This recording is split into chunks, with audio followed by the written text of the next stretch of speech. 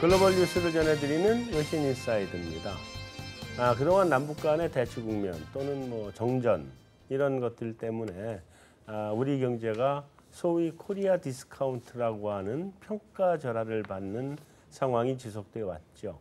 남북 정상회담 또 북미 정상회담이 잘 타결이 나서 남북 간의 그런 긴장 관계가 해소되고 항구적인 평화 체제가 갖춰진다고 하면 또 우리 코리아 디스카운트 문제는 사라지게 되지 않을까, 우리가 평가절하되는 일은 없지 않을까 하는 생각을 합니다. 그래서 우리 관련 뉴스를 한번 찾아서 소개해 드리도록 하겠습니다. 이나연 앵커, 소식 전해주세요. 북에서 오는 군사적 위협, 일명 북한 리스크로 우리 증시는 약 30에서 50%가량 저평가돼 있습니다. 이번 정상회담으로 휴전이 종전으로 바뀔 수 있을지, 그리고 코리아 디스카운트는 해소될 수 있을지 지금 블룸버그 기사를 통해서 내용 확인해 보겠습니다.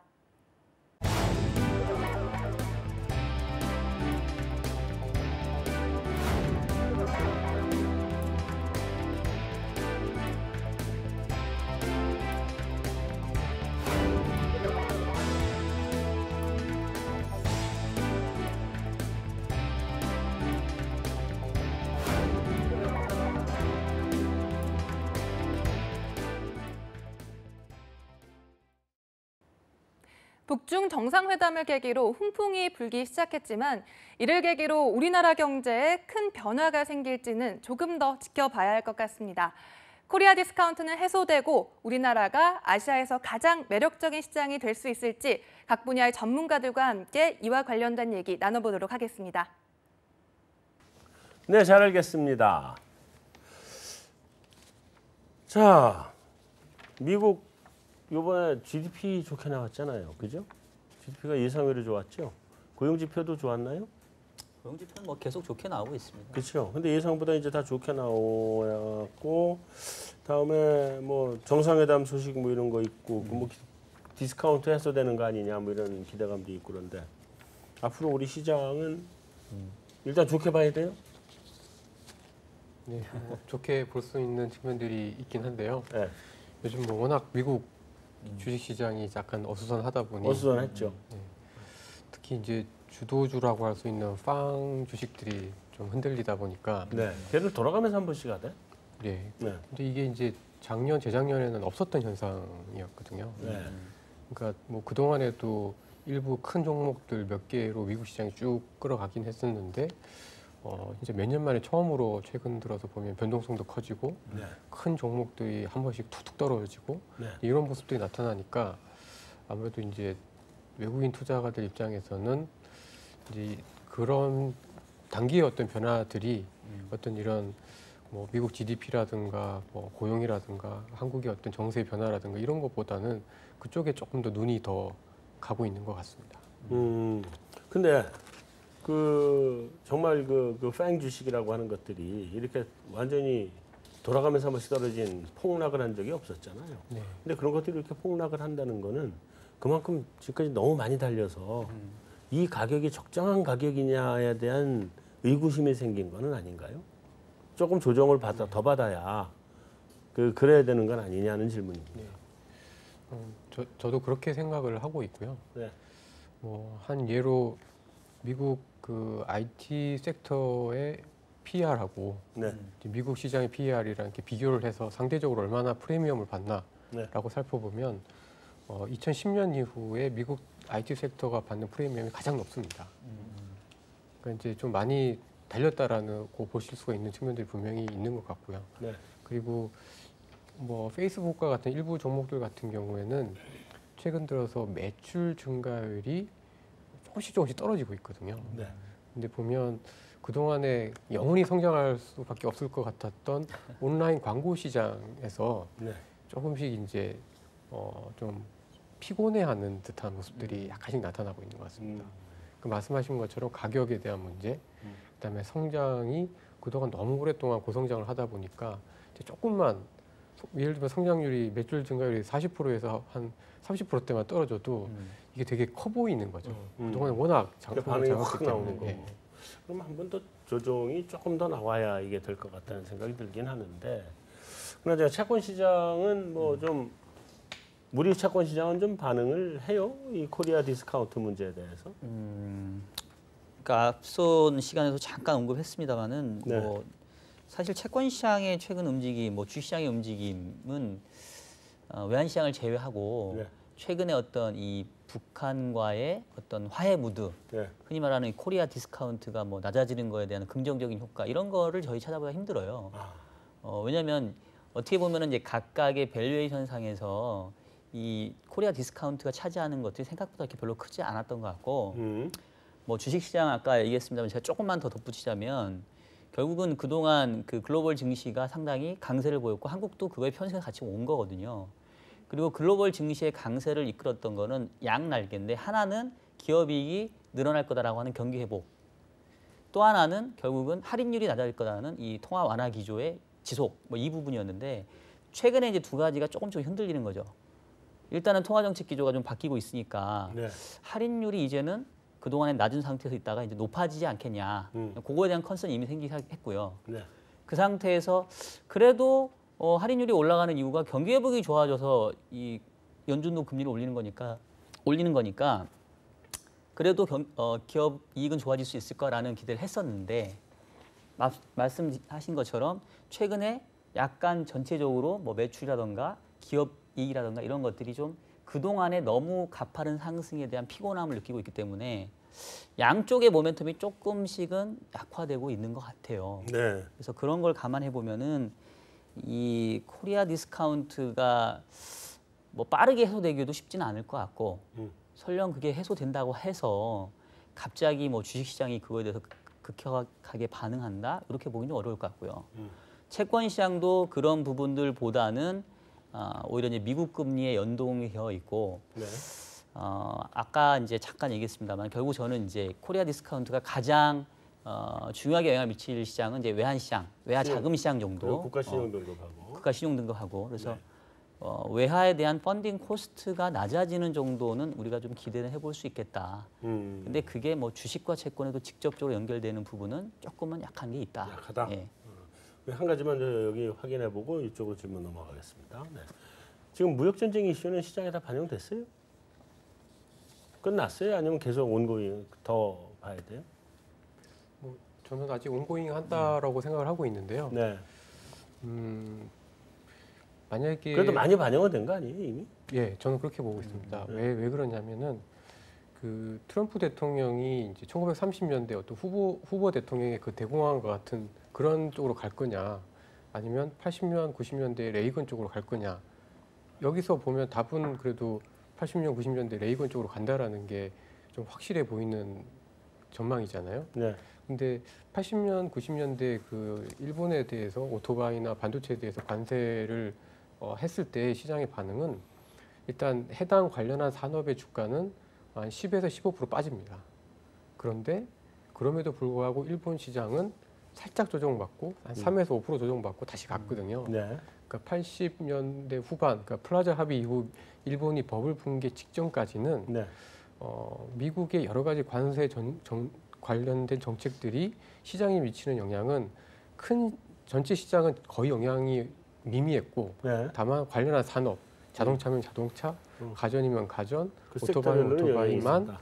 단기적으로 한 석 달 사이에 10에서 15% 정도 주가가 빠졌습니다. 네. 근데 보면 최근에 철강이나 알루미늄 주식들 보면은 대체로 고점 대비 거의 한 10% 가까이 빠졌고요. 네. 그다음에 이제 근래 들어서 이제 테크 주식들이 또 한 18% 이상 빠졌잖아요.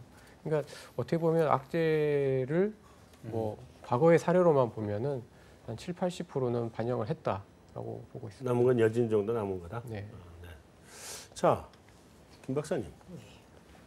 근데 아까 이제 사실 얘기 좀 하시긴 하셨는데 조금 더 부연해서 지금 궁금해서 여쭤보려고 그러는 건데 이분들이 북한 경제 규모를 좀 우습게 보고 있는 것 같아서 아주 우습게 보고 있는 거 제가 알기로는 그렇게 안 알고 있거든요. 그래서 지금 그러니까 북한이 90년대 초중반에 이제 고난의 행군 때가 제일 힘들었고요. 그때가 뭐 1년에 100만 명씩 굶어 죽는다 소리 나고 그랬을 때잖아요. 그러니까 힘들었고 그 이후에 이제 90년대 말 2000년대 초까지도 뭐 그렇게 대단히 좋은 건 아니었고. 근데 그 북한의 그 여러 가지 조치들을 했잖아요. 그러니까 이제 시장 경제 쪽으로 갈 수 있는 조치들을 여러 가지를 하면서 북한 경제가 저도 제가 알기로도 굉장히 지난 몇 년 사이에 그래도 아주 많이 좋아진 걸로 알고 있는데 지금 북한 주민들의 경제력이라고 하는 것 물론 김 박사님도 북한을 떠나오신 지가 좀 돼서 정확하게 잘 알 수야 없겠지만 그래도 북한 주민들의 경제력이라고 하는 게 어느 정도 수준까지 와 있나요? 우리 말하자면 여기 우리나라 남한의 사람들이 누리는 여러 가지 생활의 편리성들이 있잖아요. 뭐 가전제품을 다 갖다 쓴다든지 뭐 테레비를 뭐 옛날에는 우리 일제 무슨 소니 테레비를 갖다 본다 이게 최고였단 말이에요. 옛날에 우리 못 살 때요. 그래서 지금 북한이 어느 정도 수준까지 생활 수준이 와 있나요? 이게 남한하고 비교하기는 상당히 어렵죠. 어렵겠죠. 제가 남한에 와 보니까 기초생활수급자 가장 어려운 사람들 집에서 TV 있고 먹고 다 있더라고요. 네. 그런 걸 보면서 북한하고는 정말 비교할 수 없구나 이런 네. 생각이 많이 들었죠. 네. 근데 북한이 제가 떠나올 때 2002년이었는데 그때만 해도 저희 이민반 30에서 40세대가 사는 그 규모에서 가전제품을 가지고 있는 TV를 가지고 있는 집이 세대가 3가족밖에 안 됐어요. 세 세대. 그러니까 그 TV만 나오면 모든 사람들이 그 집에 가서 TV 가서 보고 봐야 되네. 이 정도였거든요. 네. 그런데 그 다음부터 그 95년 중반에 이제 95년도 정도에 이제 경제난이 오니까 쭉 벌써 10년, 20년 넘어갔잖아요. 네. 10년이면 강산이 변하니까 사람들이 시장 활동을 통해서 그동안에 돈도 벌고 뭐 이렇게 오면서 지금은 TV 없는 집이 없고 그다음에 TV도 이제는 그 뒤에 이렇게 나온 거 보고 무슨 TV라 그러죠? 브라운관 TV. 브라운관 TV냐 아니면 우리 같이 이렇게 평면 TV냐 이젠 그런 거고 그 처음에는 정도까지 처음에는 TV 3개에다 그다음에 또 무슨 그때는 컬러 TV냐 색깔도 그도 3개짜리 네. 요렇게 됐는데 이제는 거의 전자제품 그런 TV는 다 있고 그다음에 선풍기도 거의 없었는데 선풍기는 기본으로 다 있고 네. 뭐 세탁기까지 있어봐야 뭐 전기가 왔다 갔다 하고 전압이 막 전기는 이렇게 있기 아직도 왔다 때문에 갔다 하나요? 예, 왔다 갔다 하죠. 그러나 전기도 하루에 14시간은 온다. 지금 그거 현재. 굉장히 좋아졌네요. 그 여름이 아니고 지금 겨울이잖아요. 네. 겨울에도 14시간 오는 건 상당히 많이 오는 정도고 한경북도에서 네. 그렇게 하고 그리고 먹는 수준도 맞아요. 생활 수준이. 저희가 80년대 배급제가 될 때가 늘 나라에서 주면 한 1인당 배급이 500g이에요. 네. 그러면 어른이 500g 먹으려면 되게 배고파요. 근데 지금은 시장에 사 먹으니까 배부른 생활을 하죠. 그때만 해도 옥수수 잎살하고 섞어서 7대3. 잡곡이 70%고 잎살이 30%니까 거의 강내밥만 먹었어요. 네. 옥수수밥. 지금은 거의 잘 사는 집이 제 생각에는 중산층, 북한은 중산층이라고 말하지 않고 그냥 중간계층 정도 이렇게 네. 하면 네. 그게 비중이 얼마나 하면 60% 정도 되지 않을까. 그 사람들 다 입밥 먹죠. 그 다 정도니까. 입밥을 예, 다 입밥 먹는다? 먹고. 그리고 뭐라 그러냐면 어느 정도의 수준, 중산층에 있는 사람들은 뭐라면 제가 이렇게 가끔 곧자고 연락을 해보면 뭐랄까. 야, 우리는 이젠 돈이 있는데 쓸 데가 없어. 아, 이거 좀 즐기고 싶어. 그러는 네, 거죠. 네, 네. 그래서 당신들은 그럼 어떻게 즐기냐 하니까 뭐라 그러냐면 아이 그 양강도 해산이니까 북부철도라는 게 있어요. 양강도 네. 해산에서 자강도 통해서 평양으로 가는 그 북부철길 통해서 평양에 가가지고는 일주일 동안 맛있는 거 먹고 네. 달아대 해당화가 뭐 덜한 맛있는 거 먹고 그다음에 강복지구 상업중심에 가라는 그 대형 쇼핑몰에 가가지고 또 이것저것 다 사고 쇼핑하고. 예 그다음에 사격장에 가서 사격하고 또 그다음에 또 그 뭐야 그 해수욕장이 아니라 물놀이장에 가서 막 물놀이 하고 그리고 그 숙마구락부에 가서 숙마하고 시커 돈 쓰고 그렇게 하고 일주일 만에 내려온대요. 그러니까 그 정도로 지금은 생활 수준이 제가 깜짝 놀랄 정도예요. 그 정도로 올라갔고 그래서 한 달에 일반적으로 평균 얼마나 돈을 써야 되냐 소비가 얼마냐 하니까 한 장 하더라고요. 그 한 장이 달러 한 장, 100달러 한 장이라는 거죠. 네. 한 달에요? 예, 한 달에 100달러. 그러면 1년 생각을 해봐요.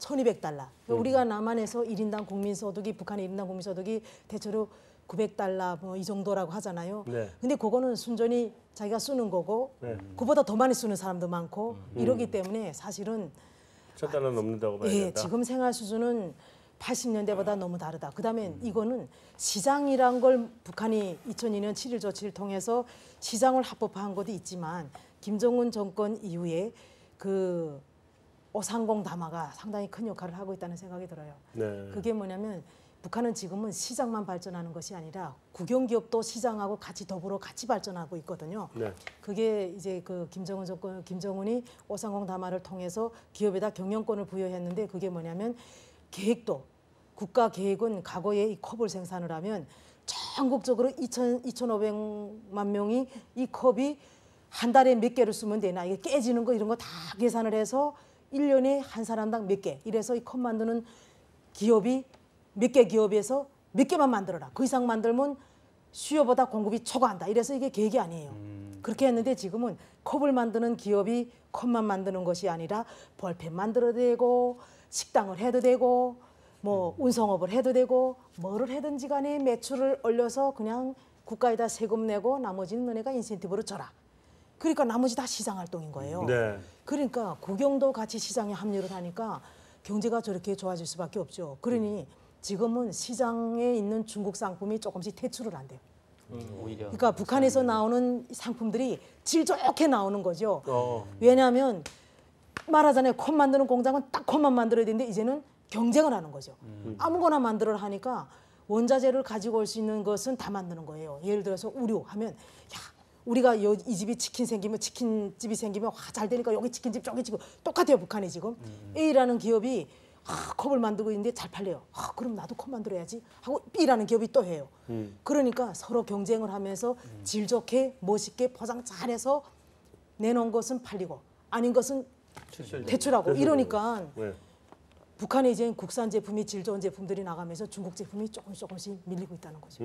그 정도로 경제 상황이 좋아지면서 주머니 돈도 늘어나고 그러니까 구매력 수준도 상당히 올라가고 그래서 요새 대북 제재 속에서도 시장 가격이라든가 환율이 안정돼 있어요. 네. 2013년도부터 5,000원, 쌀 1kg에 5,000원 수준에서 5,000원에서 5,300 많이 올라가 봐야 6,000원에서 이렇게 왔는데 어제 가격으로 4,800원. 쌀 1kg에. 그리고 환율도 8,000원에서 1달러에 8,000원에서 8,200에서 왔다 갔다 했는데 지금은 8,000원. 거의 안정돼 있어요. 그러니까 수요와 공급이 거의 이렇게 맞아 들어가는 시장이 시스템이 이제 구축이 된 거죠. 그래서 경제가 그렇게 나쁘진 않다. 그러나 대북 제재 계속 지속이 되면 나빠질 수밖에 없다는 거죠. 그렇겠죠. 근데 이렇게 되면 그 허재환 연구원 좀 북한 경제를 좀 무시하는 듯한 발언을 말이야. 이렇게 되면 북한 경제 거기 우리가 조금만 보태주면 그래서 산업 인프라 뭐 기본적으로 토모 SOC 인프라 이런 것만 쫙 깔아서 산업 발전시켜주면 구매력 금방 생기는 거 아니에요? 구매력 금방 생겨날 것 같은데 그럼 북한 인구가 지금 2,500만 명. 좀 줄었네요. 제가 2,800만까지 알고 있었는데. 아니요. 좀 늘었죠. 2,500만 2,500만. 건가요? 2,500만 명에다가 우리 남한 5천만 합치면 그래도 이제는 내수가 어느 정도 커지는 좋은 경제가 되는 거 아닌가요? 그렇게 볼 수 있을 것 같고요. 네. 그러니까 이제 아무래도 저희가 이제 생각할 때 이제 기업들이 과연 그럼 자유롭게 북한에 가서 일을 할 수 있느냐, 뭐 이제 이런 이슈들이 좀 남아 있을 것 같긴 한데 말씀하신 거 들어보면은 어쨌든 처음에는 인프라나 뭐 이런 좀 그 생필품 관련한 산업을 중심으로 해서 들어가고 거기에서 쌓이면은 그 다음부터는 이제 구매력이 점진적으로 생겨나는 구조가 아닐까라는 생각이 좀 듭니다. 금방 우리 기업 실적 전망 좀 올려놓으세요. 같은 애가 봐도. 근데 자 이제 다 넘어가서 또 다른 이슈 마지막 한두 가지만 더 짚어보면 우리 그 그룹 지배구조 문제들도 좀 여전히 논의가 되고 있고 그다음에 코스닥 활성화 방안도 여전히 논의가 되고 있는데 사실 그 지배구조 문제는 이번에 현대차에서도 답을 내놨었고 그죠? 코스닥 문제는 아직 본격적으로 반영 안 된 거 아닌가요 시장에? 코스닥 시장 같은 경우에는 사실 정부가 이제 활성화 방안으로 이렇게 내놓은 걸 이렇게 쭉 자세히 살펴보면 네. 뭐 사실 실질적으로 시장에 도움이 될 거는 사실 딱히 없었던 것 같습니다. 아 그래요? 뭐 예를 들면 프리보드를 그러니까 프리보드라고 해서 이제 코스닥 이전에 상장을 안 한 기업들의 뭐 그 자본을 조달하는 규제라든가 이런 것들을 좀 문을 낮춰주겠다 뭐 이제 그런 것들인데 사실 요즘은 그쪽이 돈이 이미 많이 들어가 있는 상태거든요. 아. 이미 이제 요즘은 한국 시장에서 그 프리 IPO 이전에 되게 빠르게 자본도 들어가고 뭐 이렇게 해서 거의 대부분의 밸류에이션이 끝나버립니다. 그래서 막상 상장을 하고 나면은 이제 이미 다 반영이 돼서 네. 재미가 없는 그런 구조다 보니까 그쪽은 사실 뭐 예를 들면 규제를 낮춰봐도 이미 돈들이 많은 상황이라서 근데 딱히 거기다 돈을 또 왕창 집어넣는다 그랬잖아요. 코스닥 네. 시장에. 그건 별로 안 들어갔잖아요. 아직. 다 들어갔나요? 그 코스닥 벤처 펀드 네. 그거 말씀하시는 것 같은데 뭐 국민연금도 뭐 사야 되고 예, 비중 늘려야 되고. 그거 그 연기금이나 그 쪽은 아직은 시작한 건 아니고요. 네. 그 제가 알기로는 4월 5일부터인가 해가지고 코스닥 벤처 펀드가 이제 론칭되고 개인 투자자의 경우에 뭐 3천만 원까지 넣으면 뭐 10%인 300만 원을 뭐 소득 공제하고 뭐 이런 그 혜택이 이제 시작되는 걸로 알고 있거든요. 그럼 이제 아무래도 뭐 아시는 것처럼 사실은 이 요즘 그 경제 문제는 자금이 있냐 없냐의 문제는 아니거든요. 유동성은 네. 이미 풍부한 상황이기 때문에 정부가 더 집어넣는다 그래봐야. 그러니까 이제 투자처를 못 찾는 그런 유휴 그 자금들이 많기 때문에 네. 조금만 물꼬를 터주면 네. 그 이 코스닥 벤처 펀드로 인해서 일정 부분 코스닥 시장이 어느 정도 이렇게 주가 상승의 모멘텀을 받는 거는 저는 있긴 있을 것 같아요. 근데 이제 이게 전체의 어떤 뭐 국가 경제의 성장률을 크게 높인다던가 네. 아주 뭐 산업 구조를 바꿔놓는다던가 뭐 그건 이렇게까지는 좀 그전에도 이미 유동자금은 좀 풍부했었기 때문에 근데 어쨌든 간에 이런 정책 모멘텀들은 분명히 과거에도 보면은 단기적으로 영향을 주긴 하거든요. 그래서 뭐 아무래도 저희도 봤었을 때는 이제 제가 이전 직장에서는 애널리스트를 했지만 지금 이제 투자 운용을 집행하는 네. 입장에서 봤었을 때 기본적으로 이 정부 정책에 이 반할 필요는 없는 것 같더라고요. 정부 정책 어느 정도 호응하면서 따라가면 뭐 그 부분에서 분명히 이제 어느 정도 수익을 낼 수 있는 기회는 있는 것 같아요. 근데 그거를 너무 뭐 전체 산업, 전체 경제 뭐 이렇게 하기에는 조금은 과한 부분이 있다. 잘 알겠습니다. 네. 오늘 준비한 순서는 여기까지 마치도록 하겠습니다. 아무쪼록 남북 대화 또 북미 대화가 잘 좋은 결과를 내서 우리가 그 코스닥 벤처 펀드가 아니라 북한 벤처 펀드를 좀 만들어서 북한 경제를 좀 활성화시키고 또 그렇게 해서 우리 남한 경제도 같이 살아나고 그런 모멘텀을 가질 수 있었으면 더욱 좋겠습니다. 감사합니다.